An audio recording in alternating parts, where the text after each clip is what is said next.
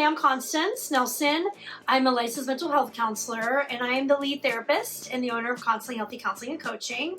And today we have our other lead therapist, Sydney.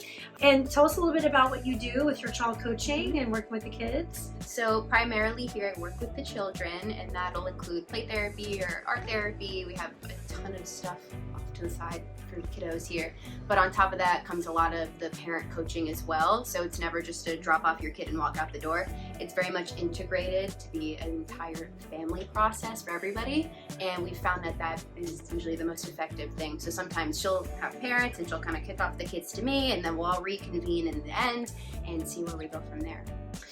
I love the integrated approach, Mm-hmm. right? I think that's how we're different. In fact, I know that's how we're different, where she will see a client and I will see the client, and then she will see the child, and then we're together, all of us will come together sometimes to help the child or adolescent, sometimes adolescents, kind of move through whatever they're moving through, right? And it's that support, right? Yeah. It's not just one person.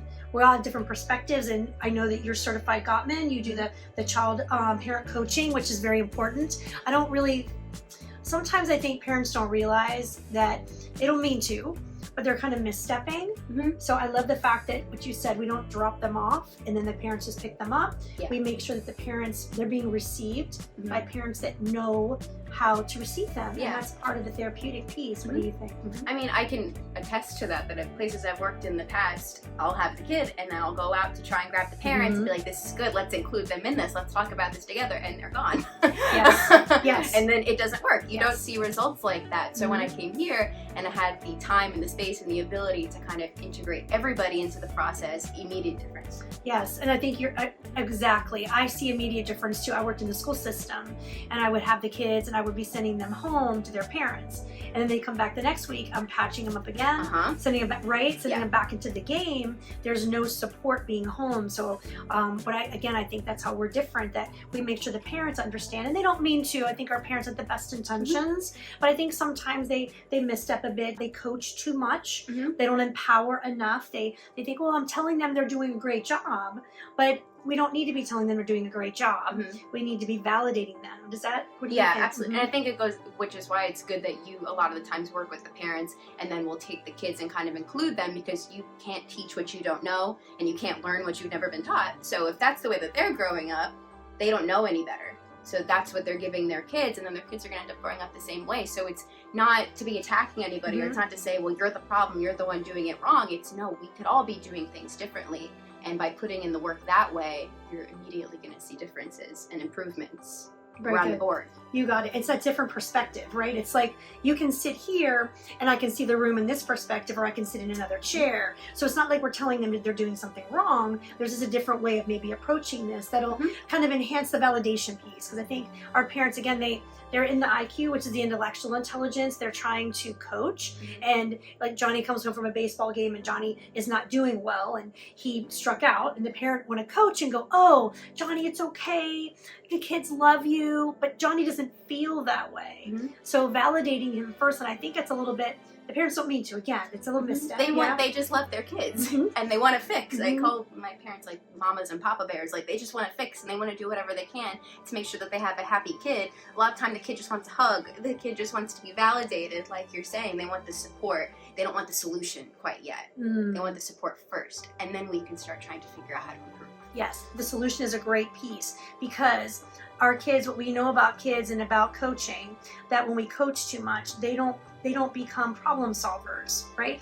And when they are opposite coach, when they are validated for how they feel, then they're able to solve their own problems. And Dr. Franz and I were talking a little about that too, where they're solving their own problems, and that helps them self-soothe when they get older and things really start hitting them, right? So they don't have that problem-solving skill, and we're doing it for them as parents. Again, we don't mean to, right? We love our kids, we're trying to help them, but if we continue to solve their problems for them and they don't learn to do it on their own, then when life hits them, that's when I get my college kids. And that's when the college kids come in, and they've had their hand held their entire life, and all of a sudden they're out of college and they don't have any structure and they don't know what to do with it, and they don't know how to problem solve anymore. So we kind of have to play the record backwards and then try to fix and try to see where we misstepped and then reteach.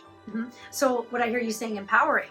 Yeah, so it's kind of roll it back, get that empowering piece in there, and reteach them how to problem solve. Mhm. So yeah, that's right. Sydney works with our college kids as well. I mean, she works with everyone, but I definitely see the difference in the kids that you Mhm. work with when we call them young adults, when Yes. they're moving into the world a little bit, and Mhm. the parents think they have everything they need, but what they didn't have is that skill set. Yeah. Mhm. They didn't. I think what I'm kind of coming into more recently with my college kids these days is they don't realize that they have choices, and that's a really big thing that I think a lot of kids growing up don't realize that they have, because everybody is doing it for them a lot of the time. Mhm. They don't realize that they have choices, and that making mistakes isn't wrong. It's not wrong to make the mistake as long as you're taking from it a lesson of some sort or a way to step Mhm. off from that point. And they're not learning that all choices aren't bad choices. They're just choices. Right, and they can learn and grow, right? Mhm. Because in the intellectual model, which is the IQ model, which is the coaching model, when you make a mistake, you are a mistake, Mhm. right? But if in the EQ model, which is a choice, Mhm. right, we get to learn and grow. So it's a different experience. Mhm. That way they can do something, mess it up, and it's okay. Exactly. It doesn't take them under. Mhm. Do you find that too when they go from high school to college? If their grades are, it's a different experience going to college. It is, and It's a culture shock. Mhm. It's a mhm. I would say I see it more of the time when they're out of college. Oh, so at the end of when they're college? losing the structure is when nobody's not even, I mean, scheduling classes. You go to class every day. You know that you have to pick 5 classes, and that's how the rest of your year is going to go. That's true. When they don't have that anymore, they realize that they have a lot of choices Oh, on their plate that they have to try and sift through. And they always think there's a right one. There's always a right one and a wrong one, when they could just be choices.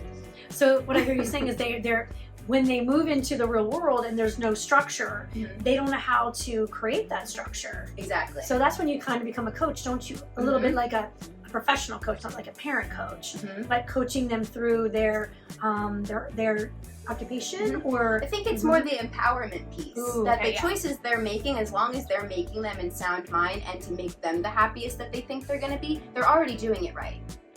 They're already doing the right thing. It's when they start to turn outwards and say, is this person giving me what I need? Is this person the one validating me? I'm making choices for them. I'm not making choices for me anymore. That's when I start to see them slipping off. Oh, beautiful, beautiful.